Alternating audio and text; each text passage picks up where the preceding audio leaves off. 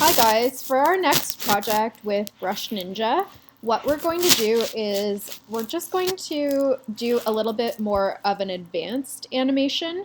So for this project, you guys can choose to do any animation of your choice.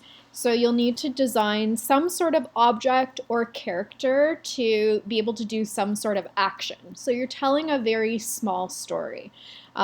Make sure that you add enough detail that it's interesting, but not so much that you guys will spend millions of years working on this, because the tools in this program are pretty limited. They're pretty basic. So I want to show you guys how to easily draw with Brush Ninja, a couple of tricks that I've figured out.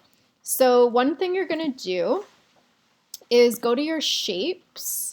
And I would highly suggest, instead of drawing things by hand with the drawing pencil, that you actually, kind of like we did with Illustrator, but use shapes to create objects. It just makes it a little bit easier for you.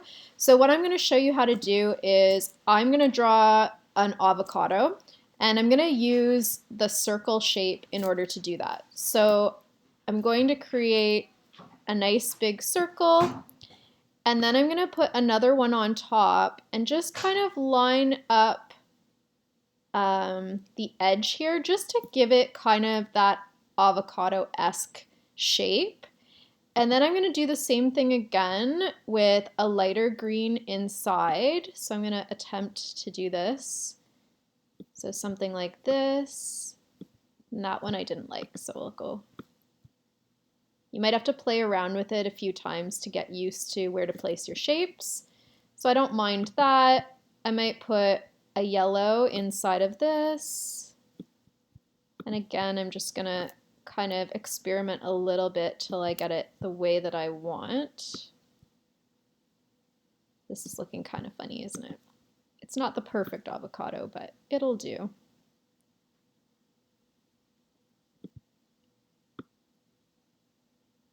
And then maybe if you guys want to, at this point, fill in edges, so this would be a good spot to maybe use that tool once you already have your shapes down. So if you just want to kind of improve the overall shape, you could go in with the brush and just clean things up a little bit.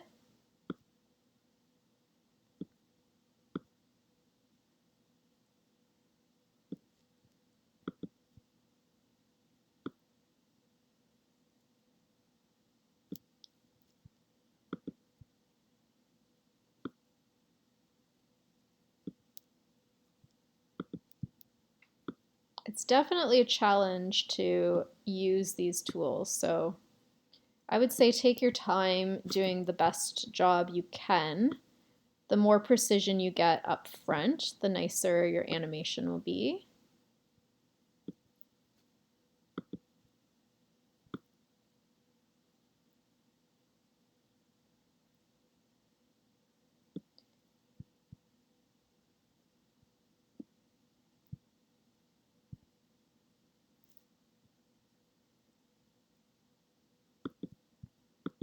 And maybe even you could use this tool also because it's rounded in the same way that we used the shape tool. So I'm just going to kind of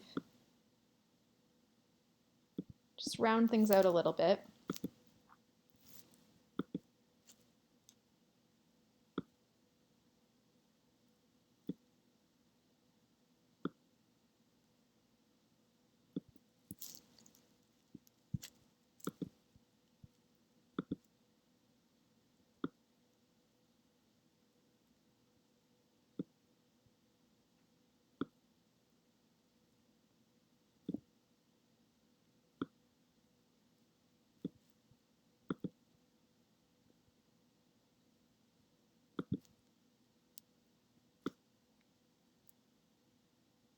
You can see how hard it is to use the drawing tools precisely. And I'm a bit of a perfectionist, so this is going to drive me a little bit crazy. So the more that you guys can use the shapes for your objects, probably the better. I'm just going to do a couple of minor tweaks here.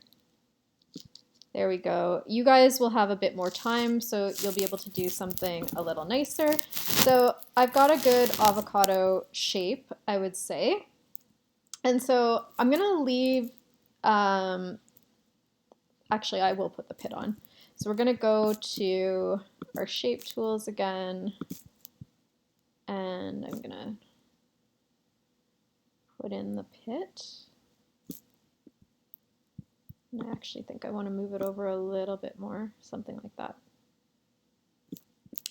Okay, so now what I'm going to do is do exactly what we did last time and duplicate it at the bottom. But this time I want to show you guys onion skinning, which is up here at the top. So if you press on the onion skinning button and you go to the move tool, when I go to move my avocado, if I have onion skinning turned on, if I go back here, there we go, turned it on. It shows a little ghost of my previous layer. And this can be really helpful because if you just want to make really small movements, you don't have to guess where that avocado or whatever object you're doing was the last round. So you can see just this little slight stroke, and then I can duplicate it. And I'm going to just shift it slightly. It gives this little ghost effect called onion skinning. So I'm going to have my avocado just rotate. Remember that if you want it to be a faster movement, you do less small steps.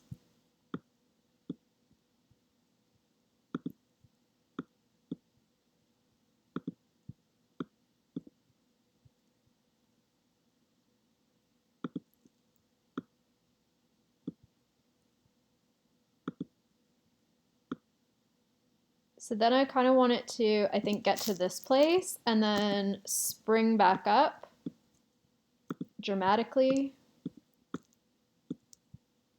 Let's see if this is going to work. A lot of it is experimenting. And I was really impressed with the bouncy balls that you guys handed in because a lot of you already have gone above and beyond in your animations, which is amazing. And now I'm going to go back to move and just have it bounce a little bit.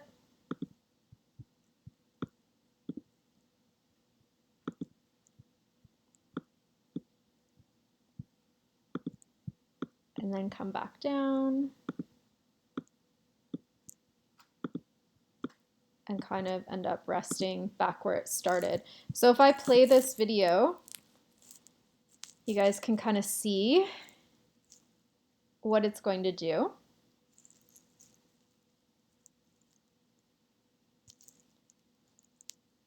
And then what I'm going to do is in my final stage here, I'm going to duplicate it and I'm going to turn off my onion skinning so it's not so distracting. And so on this version here, I'm going to go back and draw a little face.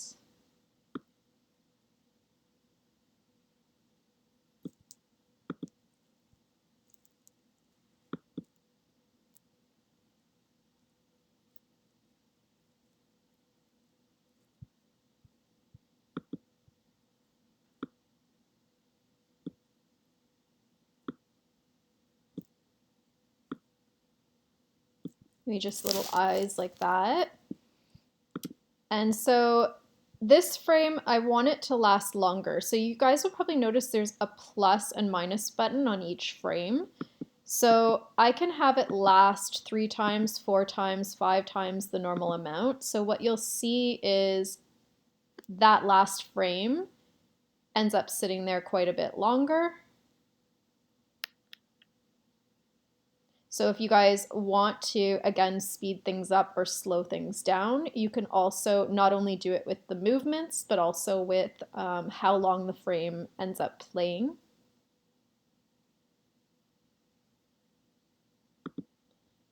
And then I might just have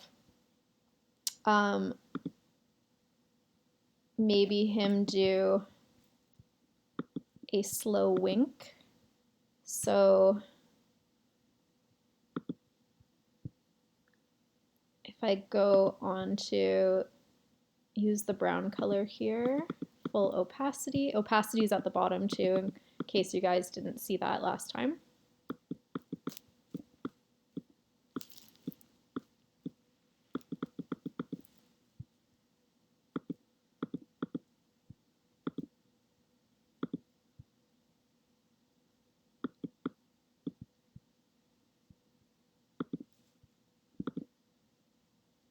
I might also try it just with the circle tool. Oops, we'll undo that.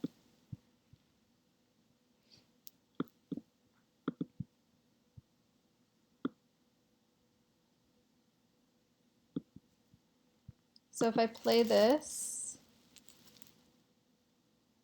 he does a little wink.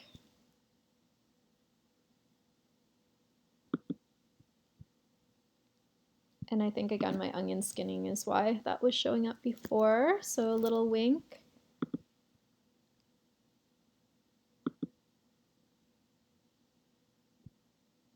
And I could do maybe the start of a smile.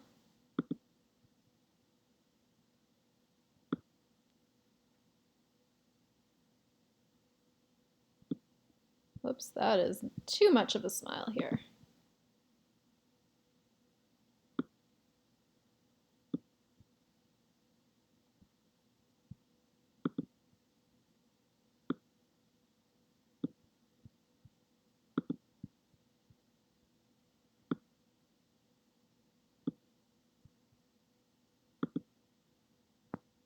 Maybe he's gonna stick out his tongue at some point here. Duplicate that.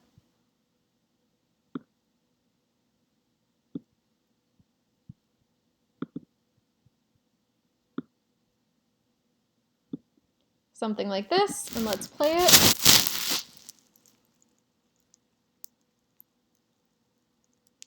Now see how that's too slow at the end? I really want you guys to pay attention with your animations, the speed. So I want to adjust that. So I'm gonna go back to, I like when the face appears for it to be longer, but for these other frames, I'm gonna return them to 1 times and just see how that changes things.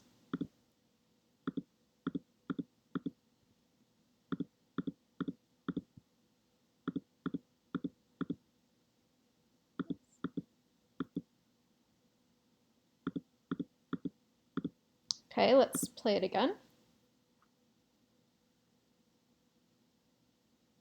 Better, right? And then again, maybe because I might want that last frame to be on there a little bit longer when he sticks out his tongue, I'm gonna try that on 4. A lot of it is experimenting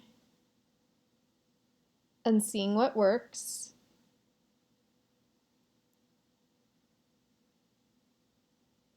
Perfect. And I could keep going on this, right? And I could make that a little bit more detailed, but for the sake of this tutorial, I just wanted to do something fairly quick.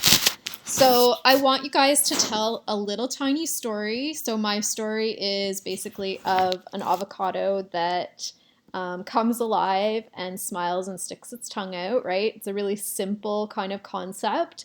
And if you want, you could also experiment with looping.